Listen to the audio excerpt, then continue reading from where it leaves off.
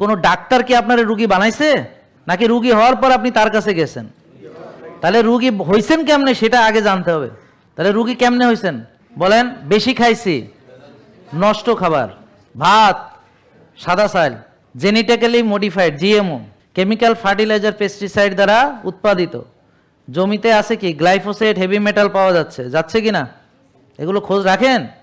সব পাওয়া যাচ্ছে হেভি মেটাল। এরপর সেটাকে ফাইবার ফেলে দিচ্ছে, কোনোটা মিনিকাট করছে, পলিশিং করছে। তা আপনি যে ধবধবে সাদা ভাতটা খাচ্ছেন, এটা চিনির শিরা ছাড়া আর কিছুই নয়, সঙ্গে কেমিক্যাল যুক্ত চিনির শিরা। কথা বুঝতে পারছেন? তাহলে আপনারা সাদা ভাতকে পবিত্র মনে করে খাচ্ছেন, তৈব মনে করে খাচ্ছেন। কথা ঠিক না বেঠিক?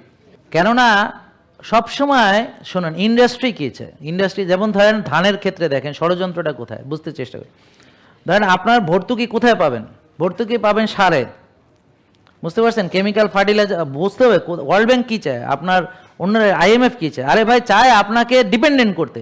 আগে ধান দিয়ে ধানের বীজতলা হইতো, এখন তারা এমন ধান দেয়, ধান দিয়ে কোনো ধানের বীজতলা করা যায় না। মানে পুরুষত্বহীন, প্রজনন ক্ষমতাহীন, নপুংসক ধান, যার কোনো প্রজনন ক্ষমতা নাই, বুঝলেন?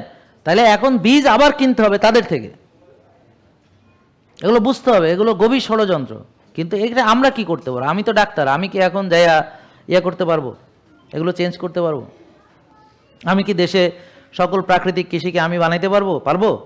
আমি মানুষকে বড় জোর সচেতন করতে পারবো, কিন্তু এর জন্যে লাগবে হচ্ছে একটা টিম ওয়ার্ক। সরকারের সদিচ্ছা লাগবে। যেমন বর্তমান কৃষিমন্ত্রী, বলবো আমাদের মন্ত্রী, ওনার মতো সৎ লোক আমি জীবনে দেখিনি। আমার দেখা অনেক বড় একজন সৎ লোক। আপনারা কে কীভাবে কাকে চিনেন আমি জানি না, কিন্তু দীর্ঘদিন তাকে আমি চিনি, খুব সৎ লোক, এবং তিনি অর্গানিক নিয়ে কাজ করেন, বহুদিন অর্গানিক নিয়ে কাজ করেন।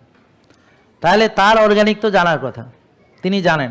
এখন তিনি যদি উদ্যোগ নেন, তাহলে অবশ্যই দেশে প্রাকৃতিক কৃষি হবে, হয়তো ধীরে ধীরে হবে, পর্যায়ক্রমে। কারণ আমরা এটা বিশ্বাস করি না রাতারাতি সব কিছু হোক, কারণ এটা সম্ভব নয়।